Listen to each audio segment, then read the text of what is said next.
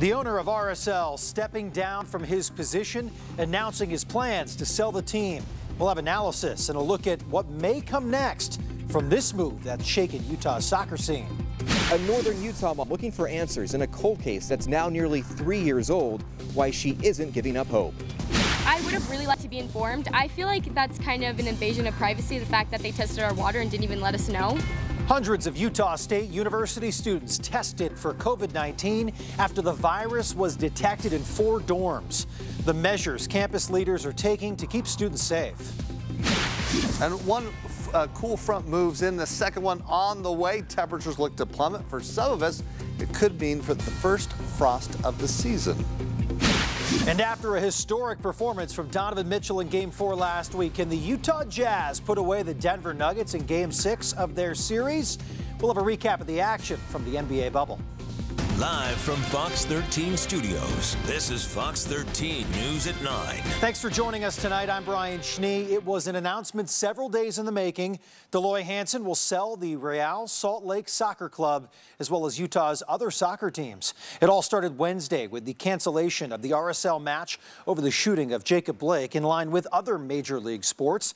Now, the next morning, Hansen went on his radio station, X96, to express his disappointment, igniting controversy on social media. He would later apologize for those statements, but Friday morning, Hansen announcing that he was taking a leave of absence as allegations came out that he had used racist comments on multiple occasions.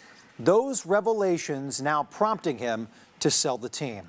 As the fallout continues, Fox 13's Spencer Joseph is standing by at Rio Tinto Stadium to put all of this into context for the future of Utah soccer. Spencer. Brian, as you mentioned, it's not just the sale of Real Salt Lake, it's also the sale of all of their facilities, including the stadium, those 2 other soccer teams as well. And because the fallout is still happening right now, we wanted a glimpse into the future of what Real Salt Lake and soccer as a whole in Utah may look like.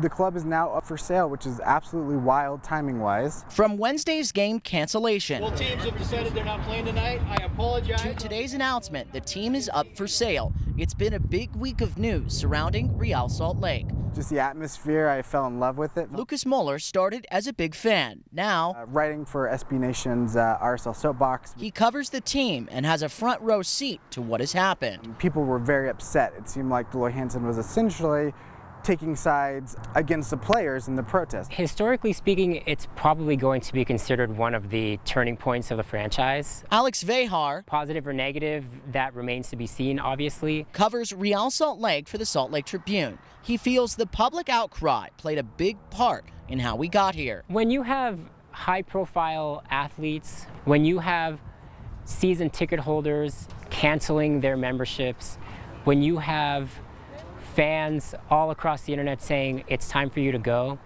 that has to play a role in it. Both experts say this is not what they expected after Wednesday. Would certainly spark interest, but would kind of end there. Maybe the team doesn't travel to Portland. As Hansen leaves, many feel it's important to mention the profound impact on building soccer in Utah he had. Hansen has done a fantastic job of building infrastructure here in Utah. To make Salt Lake City like a bona fide soccer market. The future is uncertain for RSL, the stadium, the academy, the practice facilities, and the other 2 teams.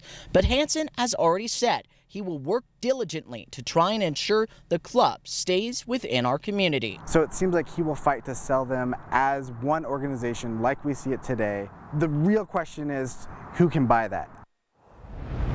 Well, a lot of uncertainty right now surrounding the team, but that is the big question, Spencer. Are there any major names stepping up saying they have interest in buying the team?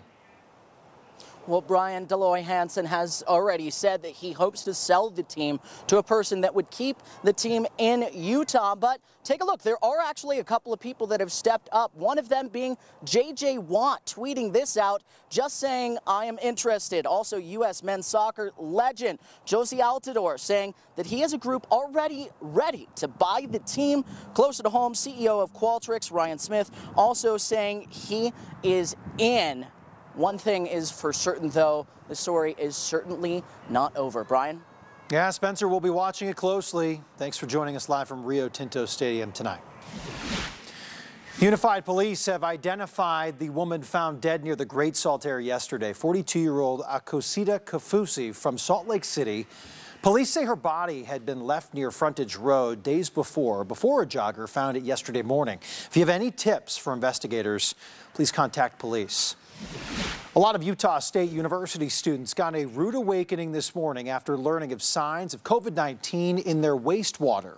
Campus leaders say they've detected elevated levels of coronavirus in wastewater samples from the Rich, Jones, Morgan, and Davis residence halls. All 287 students living in the halls began the process of being tested for COVID-19 today. Testing continues tomorrow as well. Some Aggies we spoke with were not happy about being tested without any real warning. So you're excited to meet new people and we came to college, but now we can't go to our in-person classes. Yeah, and we have to be quarantined for another 3 days. Yeah, until the test comes back, which is annoying. Yeah, it's very frustrating. We don't know exactly where the positive signs came from. It could have been a visitor. We just don't know at this point, but we're taking all precautions. Those who do test positive will be isolated and will receive accommodations from the university.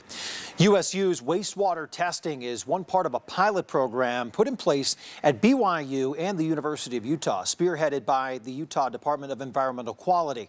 It's all aimed at analyzing COVID-19 trends in communities and ultimately keeping everyone safe. The hope is, of course, that you can see surges before they come and kind of alter the public health response to address those before the numbers really start to bump. If you want to learn more about this program, we'll link you over to a website set up by the DEQ from our website, fox13now.com. Utah saw 448 new COVID-19 cases today, putting the state at almost 52,000. The rolling 7-day average is 387 new cases per day. 9.1% of people testing positive for the virus over the past week, with no new deaths to report this weekend. The Utah Cold Case Coalition is recognizing August as Cold Case Awareness Month. As the month draws to a close, one Utah mom is searching for justice for her murdered son. Fox 13's John Franke explains why she is not giving up hope. Brian Housley was killed in this area near 16th and Monroe in Ogden. To this day, that case remains unsolved, but his mom is not stopping in her quest for answers. It's just not right, and he didn't do anything to these people. They didn't know him. This was the scene on November 27th, 2017, that left Darcy Housley with the pain she'll carry for the rest of her life. Every time I go into Ogden, I just cringe. I hate to say that, but I just look around and just think, oh, is that them? Is that them? Her son Brian Housley was shot and killed that November morning. He was just 28 years old. I don't think you will ever get over it. Police have said Brian was the unintended victim of this drive-by shooting, just being in the wrong place at the wrong time. As the days go by, Darcy is waiting for someone to be held accountable. It makes me sick that they're living their lives and Brian's is gone. This grieving mother is now working with the Utah Cold Case Coalition, hoping to solve this mystery and find some peace. They truly understand how devastating it is to a family, you know, that they don't know where to turn. This mom isn't giving up. You just feel like you got to grasp every resource you can. It's just gone too long. People are, you know, maybe forgetting, they've moved on. Keeping Brian's name and memory alive might lead to the one clue that brings his killer to justice. What it will do for me in the end is give me this little piece that I know they're off the street. They can't hurt anybody else. Darcy is asking anyone who may know something to give the Utah Cold Case Coalition a call. You can actually make that report anonymously. There's a reward being offered for any information that leads to an arrest in this case. In Ogden, John Franke, Fox 13 News, Utah. Checking in on fires burning in our state, the East Fork fire still churning in the Ashley National Forest. The fire has burned almost 2,500 acres. It's 18% contained. Firefighters say the flames were a little bit more active today. due to high winds and low air humidity. Breck Bolton joining us now with our first alert forecast. Breck, where do we stand with red flag warnings as we enter a new work week? Also, those winds picking up today statewide. Well, they have been picking up, and we're holding on to that warning for one more day. Yeah, that has been a concern, particularly across northern, northeastern Utah. Let's take a look at those winds statewide, where, again, we've been seeing these winds anywhere between 10 to 20 miles per hour, some stronger wind gusts. Right now, though, things tapering off just a bit. We did have some wind gusts, particularly in southwest Wyoming, as you make your move from Evanston to Rock Springs. 50 to 60 mile per hour wind gusts. That is not the case right now. Central and southern Utah also finding winds dying off, but that's just in the overnight hours. We're going to see them kicking up once again because we have another cold front pushing through, where one earlier on swept through the states, or I should say swept through the state. And as we looked at the afternoon, air quality also a big concern, where we'd found a lot of yellow dots, moderate concern levels, and even unhealthy category there across the Wasatch Front. Not seeing those dots right now. I don't know what's going on with the computer, but yeah, right now we're seeing, there we go, a little bit more of a moderate concern level. As you can see, a lot of yellow dots across portions of northern Utah. Green, though, in central and southern Utah, where the air quality was good and the smoke situation not as bad. Okay, now we've had one cool front move through. You can see its current position beginning to exit the state. It's dry, though, as we're going to be looking at clear skies in the overnight hours, and that cooler air funneling in, where today we got a little break from the heat, seeing temperature drop by about 10 degrees, where highs, as you can see, in the upper 80s, low 90s, though, in Provo. Looks like through central and southern Utah, still afternoon highs above normal. Now with this second front, a nice temperature drop. Comfortable highs as we move into Tuesday, Wednesday as well. But for the overnight lows, for some of us, we could be near freezing temperatures. We'll show you where. Plus, what's our chances of rain? I'll let you know coming up. In a win in advance, Game 6 of the Utah Jazz tonight. They spent most of the second half playing from behind. Now, they took the early lead after the opening quarter, but the Jazz gave it back to the Nuggets before the half. Now, they led the series before tonight with the ability to win in advance to face the Clippers in the next round of the postseason. The score just going final. Nuggets 119, the Jazz 107. So there will be a Game 7 on Tuesday. 44 points for Donovan Mitchell, not enough, behind Jamal Murray's 50. Our very own Jeff Rainier breaks down this one coming up later in sports with some continued coverage in the Fox 13 Sports page. I love Antelope Island, but I would be fine with the Bison not being there anymore. A day after a man's death from a bison attack on Antelope Island, another man who had been in the same situation reflects on his experience to Fox 13. And was your internet slow or even down this morning? I know mine was. We'll take a closer look at the issues that were widespread across the web when we come back. This is Fox 13 News. Now, these animals are 2,000 pounds. Their horns are sharp. They're very territorial. Bison are all over Antelope Island, and over the last few years, there have been a number of incidents involving the animals and visitors, including one that turned deadly this weekend. According to Utah State Parks, 55-year-old Larry Adams from Syracuse was out trail running yesterday. He called out for help when two women who were on the island's lakeside trail came across him. Utah State Parks and friends of Adams telling Fox 13 that he passed away from his injuries. While there were no witnesses, the initial injuries sustained appeared to be consistent with a goring from a bison. It's a small area. It's not like they can leave. So you've got this herd of 500-600 bison on a limited space getting pushed more and more every year. And I think they're just always agitated.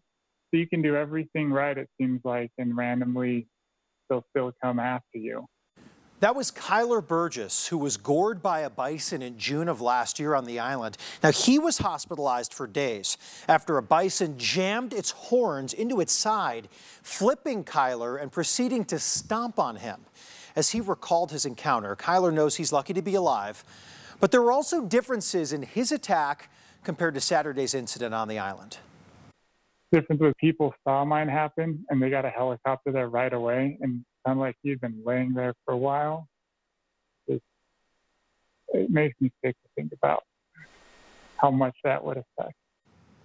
Kyler has been to the island since the attack and has encountered bison, which he says is practically unavoidable.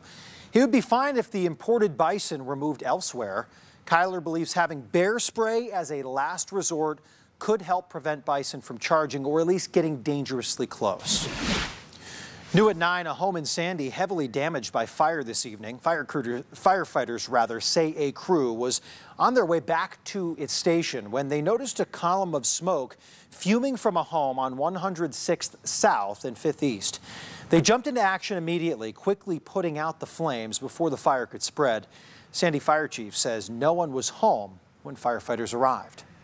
It's just a good reminder to make sure you have working smoke detectors and an evacuation plan if somebody is home. The cause of the fire remains under investigation. Did you experience an internet outage this morning? If so, you're not alone.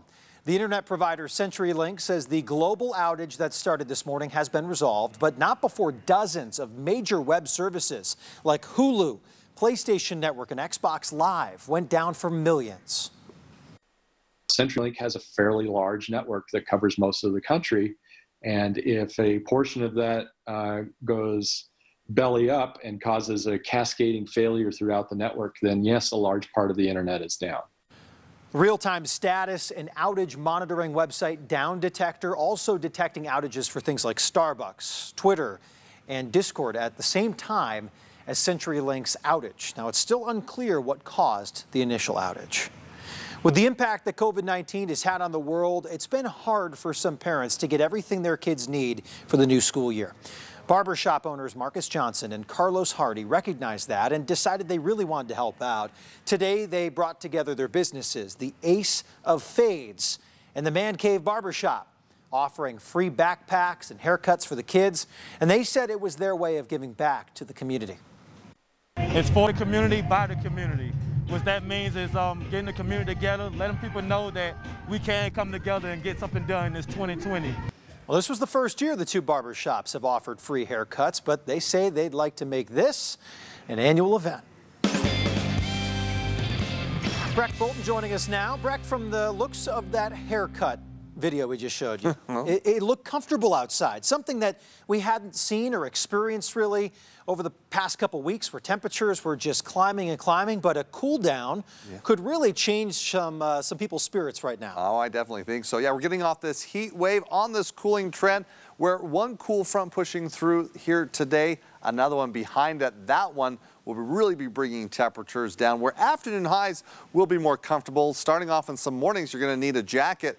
And for some of us, it's a little close call in that we could see potentially a frost in some areas. But let's take a look at today where we got up to 89 degrees, close to where we should be for this time of the year. 80s do feel nice, but you're going to be enjoying 70s as at least start the work week off. Temperatures right now in the 70s in Salt Lake City. Winds out of the northwest. Again, we're going to see that northwesterly flow, and winds will be a factor tomorrow. Air quality was a concern throughout the afternoon. It just looked bad out there. It was. We were in the unhealthy category, beginning to see some improvements. Still tomorrow, more moderate concern levels. The smoke begins to move as we're out of that northwest flow. The smoke that we saw along the Wasatch Front looks to track towards central Utah. Here's our smoke forecast. First, analyzing where we're at right now. Again, the position of the smoke moving a little bit further south. And for tomorrow, especially in the early afternoon hours, we can see that thicker smoke across portions of southwestern into eastern Utah. Some improvements along the Wasatch Front. But all in all, as that second wave, that second front moves through, we start to get that northerly flow. We push the smoke that's in place right now, but the supply of smoke really gets cut off there as we'll keep it towards California. And again, looking upstream under that northerly flow. Yeah, we don't see too many wildfires burning through Idaho that will bring in that additional smoke. We really are going to see a break there. Red flag warnings will remain in place for tomorrow.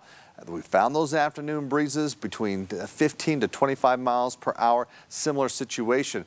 The kind of areas of biggest concern will be across northeastern Utah, southwest Wyoming. But as you can see, statewide, we'll keep that in effect because, again, just even a breeze throughout the afternoon under these dry conditions is a concern. Now, Mother Nature doesn't look to bring much of a threat of showers here over the next 48 hours. We are seeing maybe some lingering rain near the Colorado-Utah border here, but that quickly winds down. As we look upstream, we're looking at this next cold front hitting. It's bringing the cooler air.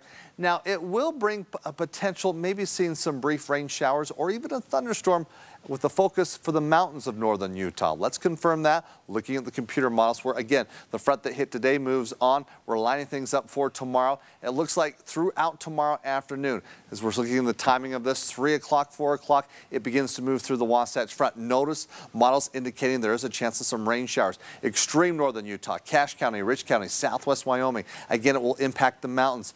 Could it spill over to the Wasatch Front? If it does, it'll be brief. But again, the biggest focus will be across the mountains, and those clouds and moisture moves further southward. But again, it's only bringing just a little area of those showers for the higher terrain. The biggest impact will be the temperatures, and again, overnight. Not tonight, but Monday night through Tuesday morning, areas such as Cache Valley, Wasatch Back, including Park City, over towards Woodruff, Randolph, we can see temperatures and overnight lows dipping down into the mid to upper 30s. But even areas like in Randolph, you could see low 30s. So that definitely could be looking at the concern and keeping you up to date to see if we'll have any frost warnings in place for tomorrow. But for tonight, we'll see temperatures dipping down into the 50s and 60s along the Wasatch Front. That will feel nice to open up the windows, cool things off. Cool though in Park City as you're waking up with temperatures in the low 40s. That's jacket weather. Tomorrow it's 70s for the Wasatch Front, but still 80s in Provo. We'll be looking at partly cloudy skies across northern Utah. That possibility of a late afternoon, early evening shower in effect for extreme northern Utah. St. George's dry for the next 7 days as we'll return to the triple digits Thursday and Friday. Northern Utah, 70s to mid 70s Tuesday. Overnight, you can see low 50s for morning lows again Tuesday morning, and then it's back into the 80s, bouncing into the 90s. So summer quickly comes back in full swing and full force. It will be dry thereafter, just a brief shower as a potential, only about a 20% chance for the Wasatch Front, but some nice temperatures for sure. A welcome change for some. Thank you, Breck. Still ahead, a tiny animal from Antarctica could hold the key to the future of climate change. See what BYU researchers hope that creature can uncover. And what President Donald Trump and his Democratic opponent Joe Biden are saying and planning in the wake of deadly protests in Wisconsin and Oregon when we come back. You're watching Fox 13 News. Let's connect. A tiny ghost creature could hold the key into past and current climate change. Fox 13's Bob Evans shows us how a BYU biology professor is studying this tiny animal from Antarctica. This is Tolbergia mediantarctica. This is what we affectionately refer to as the ghost collembola. This tiny creature, only found in Antarctica, could contain clues to climate change. They have lived there for millions of years. And survived more than 30 ice ages, according to BYU biology professor Dr. Byron Adams. They don't fly around. They crawl maybe this much, during their lifespan.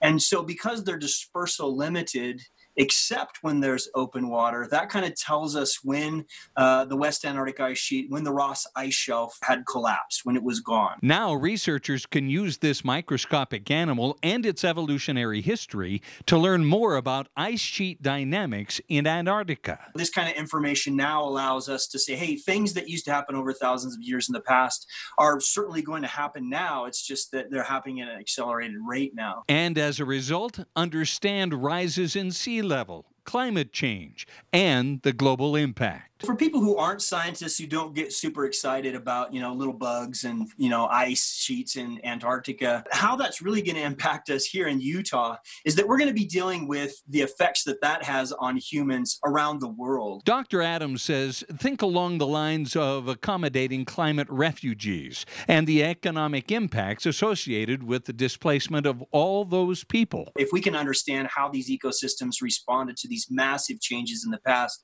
then maybe we can better predict or model how that's going to happen in the future. Adams and his colleagues' research was published Monday in the journal Proceedings of the National Academy of Sciences. Bob Evans, Fox 13 News, Utah. Still ahead in our next half hour as we start a new school year, a vital program for families struggling to feed their kids is about to change. How you can get signed up for assistance before it's too late.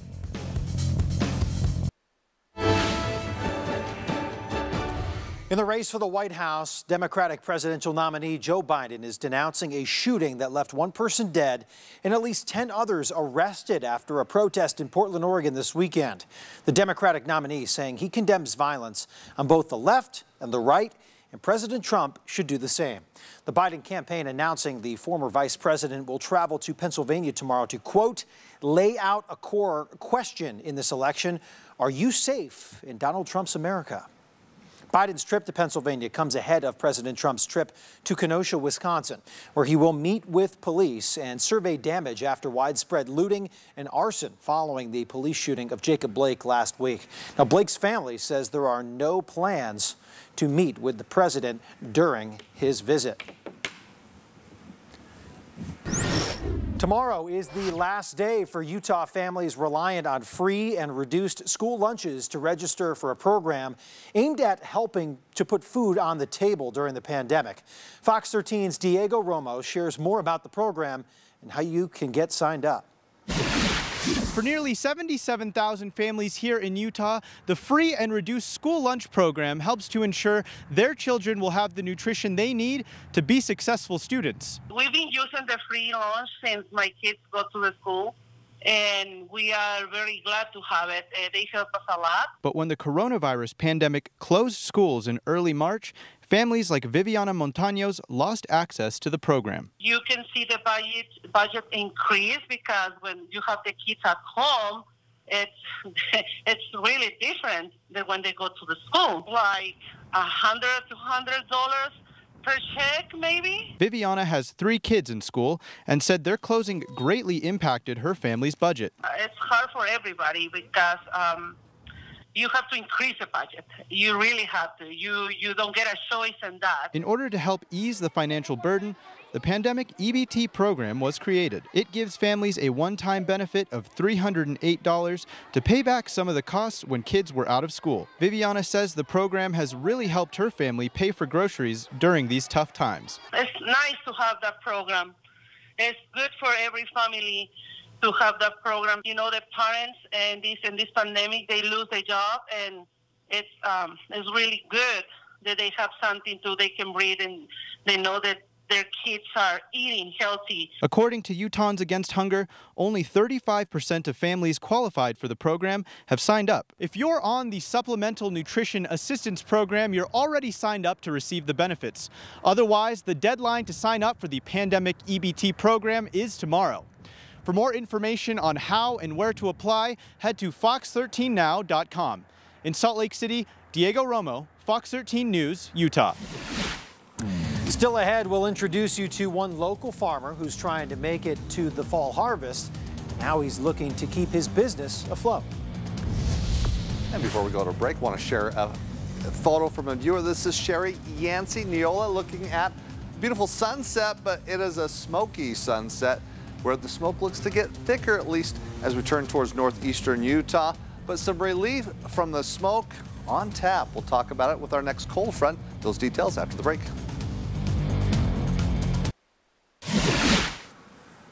Thanks for staying with us. The impact of COVID-19 continues to make an impact on all of us, especially to those in Utah's rural communities. Now, Ashley Sampson spoke to one orchard owner in Santaquin that's facing a shortage of workers during a critical time. Farm life isn't easy, but sometimes that life picks you. Oh, I don't know about that. When we were little boys, I think it was my dad pushing us out the door all the time. But as you get older and it gets in your blood, you seem to stay around. Curtis Rowley is a 4th-generation farmer in rural Utah. Here to the side of us, we have a tart cherry orchard. On this side, we have a Gala block, apples. But peaches are his specialty. Not by color, not by size. I cut them open and I smell them. Knowledge passed down through his family taught him how to dodge the always humming farm equipment. We got a mower here and a tractor here, so. He knows what to do when Mother Nature turns on the AC. We try to prevent frost in the spring by being up on the benches.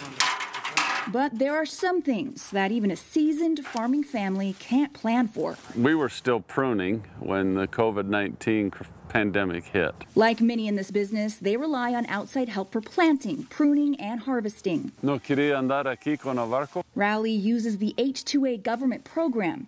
It allows him to bring in foreign nationals to fill the temporary agricultural jobs. As they shut down all that border shutdown and everything in the end of March, Our guys happened to be right there at the border at the time. He says luckily the group got through.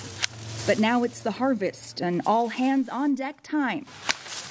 He's feeling the pinch. It's really tight. I won't say it's perfect. The window for picking doesn't stay open for long. Somewhere between 3, maybe 4 days, if that. He's tried other options like offering jobs to people furloughed or laid off. And they'll say, can we come and help a little bit? But as soon as their job opens back up, they go back to that, and that's understandable. And unfortunately, harvest time is also back to school time. To hire high school kids or that age group to say we're going to pick apples, it's just not going to happen. When I fill it... Rowley says he will squeeze through the fall harvest, but others won't be as lucky. Yeah, there's a lot of people looking for help still.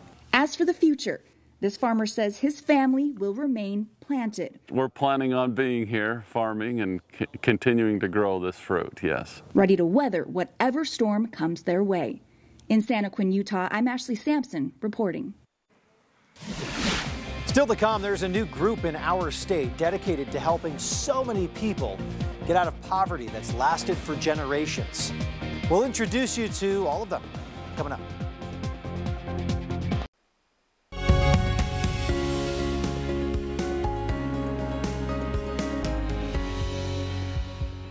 A new organization has launched in the midst of this pandemic to help children and their caregivers break the cycle of intergenerational poverty. The group is called Friends of the Children Utah, and it's backed in part by Regents Blue Cross Blue Shield. Fox 13's Amy Nay highlights their mission in tonight's Healthier Together report. So in the midst of a pandemic and earthquake, this organization has launched with tremendous support here in the state of Utah. Executive Director Sandy Pershing on Friends of the Children Utah. We launched in March, but we are actually part of an organization that is 27 years old. With one goal: to break the cycle of intergenerational poverty and help young people achieve the dreams that they deserve. Already operating in Salt Lake with Friends, helping stuff backpacks for kids going back to school recently, Pershing says they hope to expand across the state soon, offering long-term mentorship for youth and their caregivers. Work with them to set goals, to reach those goals, to build life skills, advocate for their needs. And right now are doing a lot of that virtually. And there's a huge digital divide. Socioeconomic barriers preventing many students from getting the education and help they need. Kids who have access to things like that are going to have a lot less learning loss than children whose parents simply can't work and be a teacher at the same time, or they simply don't have access to the digital device or internet access that they need. So Friends of the Children Utah is providing computers and other forms of technology to try and bridge that gap for those in their program, one they say has a proven track record. 83% of the youth who participate in our program graduate from high school or get their GEDs. 93% avoid the juvenile justice system. Those are really incredible statistics over 27 years of incredible research, and I'm excited to have that impact here in Utah. And the executive director with Friends of the Children Utah tells me that there is a place in this organization for you. If you'd like to find out more on how you can help, you can just go to fox13now.com and we'll link you over. Reporting for Healthier Together, Amy Nay, Fox 13 News, Utah. For other health stories, or if you have health questions you would like answered, send an email to healthiertogether@fox13now.com. The Box Elder County Fair scaling back its events this year, but the Golden Spike Rodeo still had a grand finale this weekend. 5,000 people were in attendance for the rodeo's 95th edition. Now, the show paid tribute to local first responders, and Utah riders were well represented among the winners. In bareback riding, 4-time world bareback champ Casey Field from Genola, finished in the money. And in saddle bronc, Rusty Wright from Milford finishing third, earning just over $2,500. And in bull riding, Josh Frost from Randlet finished in second place with a $3,500 finish. Now, Josh says his season is going pretty well compared to how it started. I'd been having a rough season. I got hurt real bad this winter and was pretty far behind, and July didn't go very good, but about the second week of August, I kind of hit a streak, and I was probably 80th in the world. I've moved into the top 30 right now and got a legit chance to make the finals. Frost also competed in the tie-down roping, winning him the all-around crown at the Golden Spike Rodeo. Breck, there's a time of year where you want rain to just go away, but right now we really need it. And I know we've seen some quick-moving storms over the last few days in some parts of the state. Have they done anything for our drought situation? No. The rain's been away for too long. Yes, coming in spurts here and there, but we need more of it. However, when we don't have the rain, we get the blue sky. This is what we saw here over the weekend. Goblin Valley. Scott Taylor sending this in.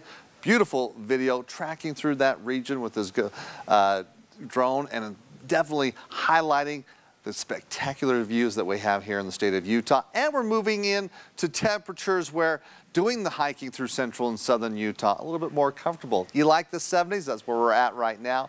And at least 2 out of the next 7 days, you're going to get 70s, and it begins tomorrow along the Wasatch Front. We're seeing this northerly flow with one cool front moving through, the second one behind it. Now, again, this front that pushed through today, dropping temperatures. It didn't bring hardly any rain. Let's talk about the second front where, yes, desperately we need it. As we take a look at the drought situation, you can see in red extreme conditions across most of west central, southwestern Utah, and this area is creeping northward, now beginning to threaten the southern end of the Wasatch Front down through Nephi. So it is expanding. Oh, wish we could give you some good hope here as it pertains looking long range, the possibility of getting some additional rainfall. We're not going to see much. Even with this next cold front, there's just a slight chance across extreme northern Utah. Moving ahead then watering our lawns, here's the recommendation from conservewater.utah.gov. Areas of purple, it's 3 times, which is you would expect looking across most of southern into central Utah, Wayne County, it's only twice. Northern Utah, Salt Lake, Utah counties, it's still the recommendation of 3 times watering your lawn. But because things are cooling off just a little bit, extended overnight hours, a little more bang for the buck in that water doesn't evaporate as much. So again, as we look across most of northern, northwestern Utah, the recommendation is twice. Now, long-range outlook as it looks at the Climate Prediction Center focusing on precipitation, where it's just not good news. As we move towards the first half of September, models indicating we're going to see below normal precipitation across most of the state. Normal conditions as we push towards portions of northern central California. Hopefully that's good news for the wildfires there, as we'll get a little bit of relief. Looks like it looks to be a little bit more wet turning towards the eastern half of the country, but yeah, across the state, even as we look at this next cold front moving through, it's not going to do much. Ahead of the front though, winds throughout the afternoon, kind of that persistent breeze in that same range, 50 to 25 miles per hour, as that should expire by tomorrow evening. Again, it's dry across the state with that front moving through, maybe just a few lingering showers across southeastern Utah. The second cold front, again, brings a chance of rain showers across extreme northern Utah. Let's kind of show you the areas where, as we look towards tomorrow late afternoon into the evening, again, it looks like Cache County, Rich County, southwest Wyoming, and the Uinta Mountains, and that's about it. And that's over the next 48 hours and really over the next 7 days, because once this front moves on, high pressure quickly builds back in and the thermometer back on the rise. For tonight, temperatures in the 60s, it's clear. Tomorrow, it's cooler, it's 70s. Above or below normal temperatures, as we'll be in the mid-70s in Logan. Still hanging on to the 80s in Provo. Looks like low 80s expected in Price. We've got upper 80s in Cedar City, upper 90s in St. George. We'll call it a mostly sunny day. Afternoon, though, we increase the clouds across the Wasatch Front. A chance for a mountain shower, extreme northern Utah.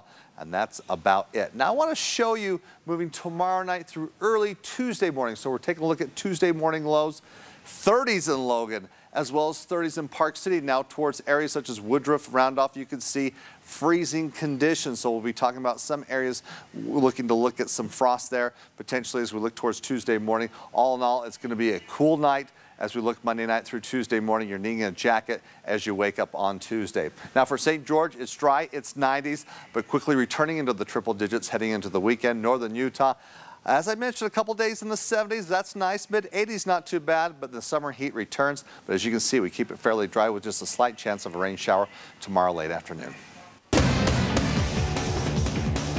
The Jazz and Nuggets played Game 6 of their first-round playoff series tonight. Jazz could close it out and advance to the second round with a win tonight. Good they get it done. Donovan Mitchell had another big night against the Nuggets. He's averaging 37 points per game in this series. 3 is up and good. The Jazz up to an early 15-8 lead. Here's Mike Conley. Step back 3 in the corner. He scored 21 points in this one for the Jazz. Then it's Mitchell again, drives in and scores it. Jazz led it by 6 after the first quarter. But Jamal Murray had another big game for the Nuggets. Hits the 3, and Denver led it by 5 at the half. Mitchell continued to play strong in the third, gets the 3 to go. He made it. He also wanted the foul call.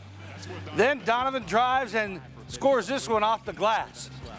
Cut the lead to 1. Mitchell scored 44 points, but the Nuggets always had the answer, and it was usually Murray. Drains another 3. He scored 50 points to lead the Nuggets to a 119-107 win to even the series to 3 games apiece. Mitchell left the court upset. Game 7 is on Tuesday. Earlier today, the Clippers and Mavericks played Game 6. The Clippers could advance with the win. Marcus Morris with the hard foul on Luka Doncic in the first quarter. Morris was ejected for a flagrant foul. Kawhi Leonard was outstanding for the Clippers, takes it to the rim. He had 33 points and 14 rebounds. The Clippers won it 111-97. They'll face the winner between the Jazz and Nuggets in the next round. In the Eastern Conference, Game 1 of the second round between the Celtics and Raptors, end of the first half. Kemba Walker, 3 at the buzzer. The Celtics led it by 17 at the half. They kept it rolling in the second half. Jason Tatum hits the 3. He scored 21 points. The Celtics took Game 1, 112-94. We'll have more from the Jazz, including post-game reaction after the loss, plus RSL with a great result in Portland hours before Deloitte Hansen announced he would sell the club. We'll check in with the Utah and BYU football teams as well. The Cougars play 1 week from tomorrow. Jeff, not much more Donovan can do with 44. Jamal Murray. They're making him look like Michael Jordan out there. Put a hand up. Points. That's Game 7. You got to shut that down if you're a Jazz fan. You got to find a way to stop it. That's what you need. Thank you, Jeff. We'll see you in just a few minutes. We'll be right back. Finally on Fox 13, Disney lovers, listen up. For the first time ever, guests at Disney's Magic Kingdom can wear their Halloween costumes during regular park hours.